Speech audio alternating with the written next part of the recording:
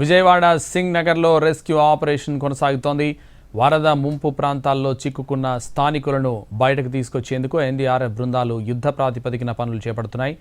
Rescue ఆపరేషన్లో భాగంగా బాధితులను తరలిస్తున్నారు. దాదాపు 100 మోటార్ పడవల సాయంతో రెస్క్యూ ఆపరేషన్ కొనసాగిస్తున్నారు. మరోవైపు ముంపు ప్రాంతాల నుంచి పునరావాస కేంద్రాలకు సింగ్ నగర్ వాసులు భారీగా వస్తున్నారు.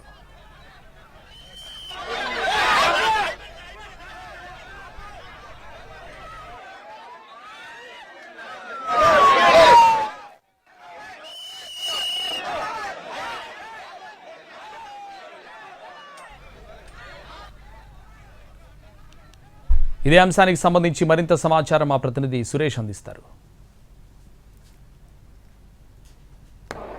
విజయవాడ అజిత్ సింగ్ నగర్తో పాటు ఇందిరానాయక్ నగర్, అదేవిధంగా రాజరాజేశ్వరపేట ప్రాంతాల్లో ముంపు ప్రభావానికి గురై ఇబ్బందులు పడుతున్న స్థానికులను బయటకు తీసుకొచ్చేందుకు అటు ఎన్డీఆర్ఎఫ్తో పాటు ఎస్డీఆర్ఎఫ్ బృందాలు నిరంతరం పనిచేస్తున్నాయి. ప్రస్తుతం మనం విజువల్లో చూడొచ్చు, ఏదైతే రాత్రి నుంచి ముంపు ప్రాంతాల్లో చిక్కుకున్న ప్రజలను బయటకు తీసుకొచ్చే ప్రక్రియ కొనసాగుతుందో అతని ప్రత్యేక పడవల ద్వారా ఇటు ఎన్డీఆర్ఎఫ్తో పాటు ఎస్డీఆర్ఎఫ్, అదేవిధంగా పోలీసుల సంయుక్త ఆధ్వర్యంలో బాధితులను బయటకు తీసుకొచ్చే ప్రయత్నం చేస్తున్నారు.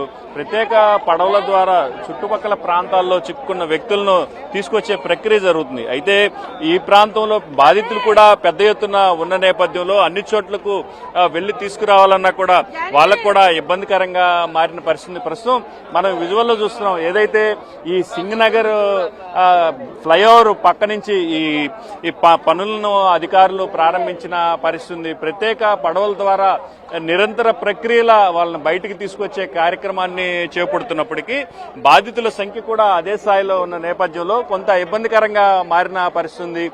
పెద్ద ఎత్తున ఈ సమీప ప్రాంతాల్లో ఏదైతే ఇటు రాజరాజేశ్వరపేటతో పాటు సింగ్ నగర్ లో కూడా పెద్ద ఎత్తున చిక్కుకున్న బాధితులను బయటకు తీసుకొస్తున్నారు. ఇప్పుడు ఎన్డీఆర్ఎఫ్ బృందాలు కూడా అటు ప్రత్యేకంగా తీసుకొచ్చినట్టు పడవలు, అంటే దాదాపు ఈ నాటు పడవలు, మోటార్ల పడవల సాయంతో తీసుకొచ్చిన పరిస్థితి. మొత్తం బయటకు వచ్చిన అనంతరం వారికి ఆహార పదార్థాలను కూడా పంపిణీ చేస్తున్న పరిస్థితి. మొత్తం మీద ఉదయం నుంచి, అంటే రాత్రి ఈ ప్రక్రియ ప్రారంభమైనప్పటికీ ఉదయం ఇటు ప్రకాశం జిల్లాతో పాటు గుంటూరు, కృష్ణా జిల్లాల నుంచి ప్రత్యేకంగా ఈ పడవలను తీసుకొచ్చి ఈ ప్రక్రియను ప్రారంభించిన పరిస్థితి.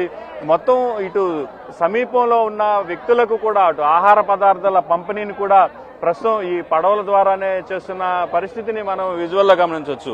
ఏదైతే ఈ పునరావాస ప్రక్రియ కొనసాగుతున్న పరిస్థితి ఉందో ఈ ముంపు వీడితే కానీ కొంతవరకు క్లారిటీ వచ్చే అవకాశాలు కనిపించడం లేదు. మొత్తం ఈ వరద ప్రవాహం తగ్గితేనే అసలు ఏం జరిగిందనే విషయం కూడా పూర్తిగా వెలుగులోకి వచ్చే అవకాశాలు లేకుండా ఉన్నాయి. పూర్తి స్థాయిలో సమీప ప్రాంతాల్లో చిన్న చిన్న వాగులు, వంకలు కూడా ఉధృతంగా ప్రవహిస్తూ బుడమేరులో కలుస్తున్న నేపథ్యంలో బుడమేరు ఉధృతి కూడా ఇంకా తగ్గలేదు. అయితే ప్రస్తుతం వర్షం పడకపోవడంతో కొంత ఉపశమనంగా పరిస్థితి ఉన్నప్పటికీ మరోసారి వర్షం పడితే మాత్రం ఇబ్బందులు తలెత్తే అవకాశాలున్నాయి.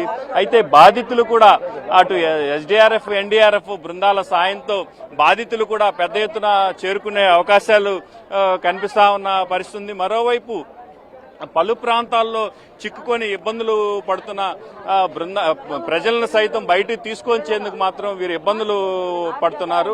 ఖచ్చితంగా సుదూర ప్రాంతాల్లో వాళ్ళని బయటికి తీసుకురావాలని మాత్రం స్థానికులు కోరుతున్న పరిస్థితి.